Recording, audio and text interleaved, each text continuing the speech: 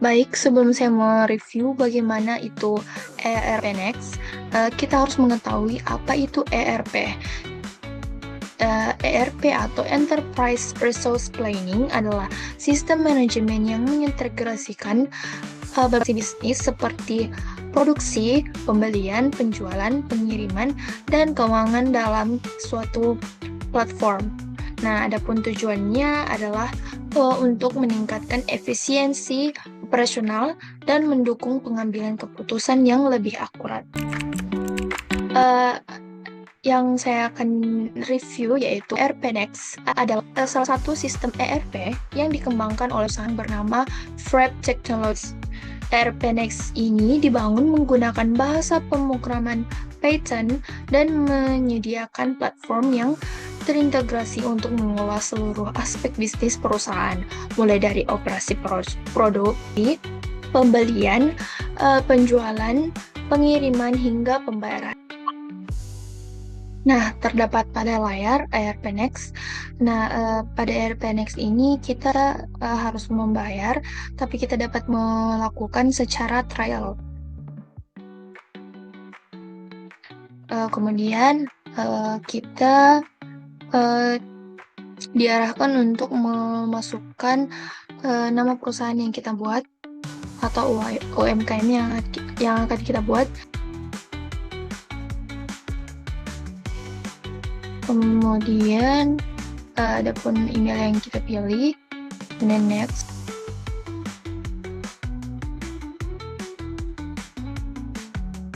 Kemudian kita login. Nah, kita memilih language atau bahasa. Dari di sini kita isi sesuai arahan yang ditampilkan.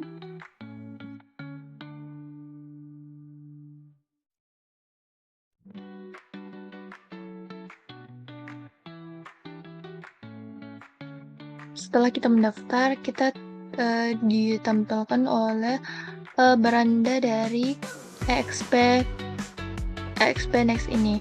Adapun beberapa modulnya, yang pertama yaitu accounting atau akuntansi, di mana pada modul ini terdapat ada dua fitur, yaitu payables dan receivable.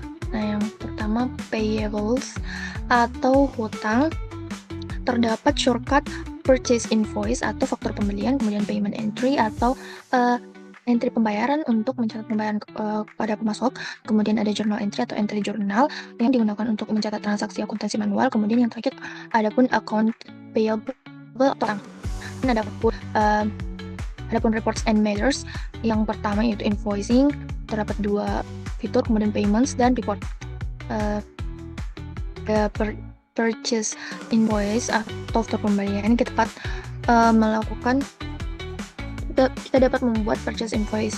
Nah, kemudian adapun piutang, terdapat shortcut sell invoice, faktur penjualan, adapun faktur POS yang digunakan untuk transaksi retail tunai melalui point of sale, kemudian payment entry atau entry pembayaran, kemudian ada journal entry, account receivable atau piutang usaha, dan pusat pembayaran atau cost center.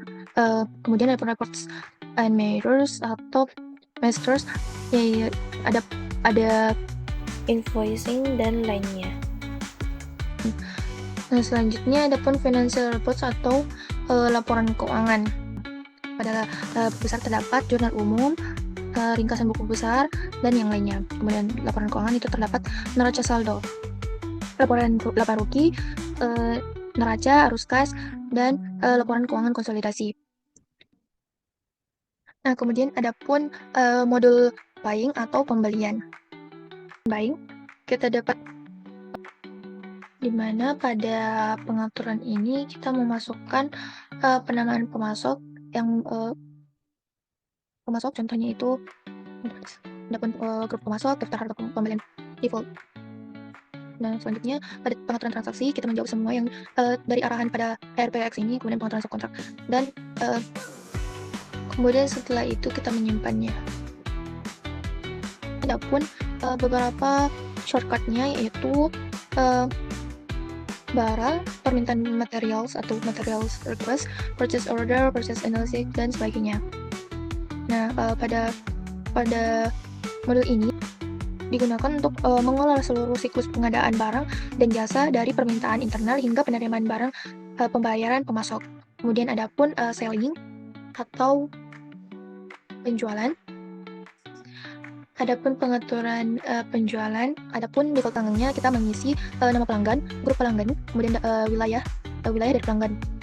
Kemudian adapun pengaturan harga barang, kita mengisi daftar harga barang, pengaturan transaksi, kemudian setelah itu kita menyimpannya. Adapun quick access atau shortcutnya yaitu item, sales order, sales analysis, dashboard, dan sales management. Adapun beberapa laporan dan masternya yaitu selling. Point of sales ini adalah modul untuk transaksi retail atau tunai. Kemudian adapun items and pricing atau pengaturan produk dan barang, settings, key report, dan other reports. Kemudian adapun stok. Nah, pada stok ini kita dapat mengaturnya juga pada pengaturan stok, di mana kita diarahkan untuk mengisi penamaan item berdasarkan kode barang, contohnya kode barang. Kemudian adapun gudang default, metode penilaian default, dan gudang penyimpanan sampel, group item default, saham default.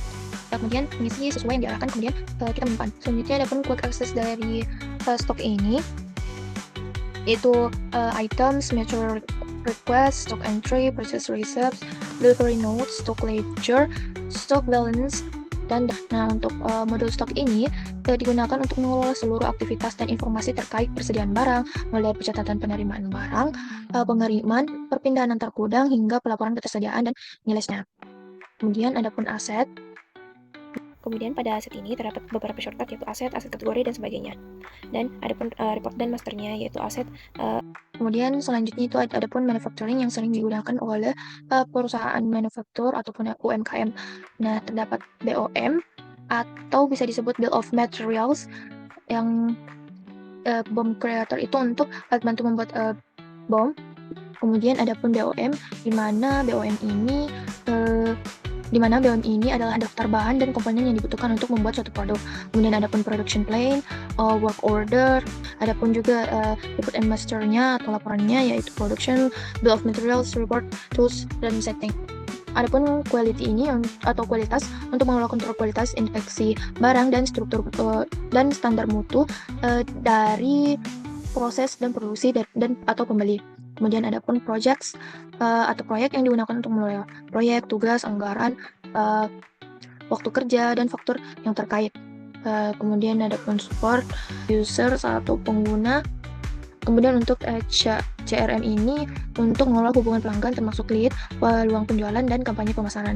Adapun tools, RP Next setting, dan sebagainya.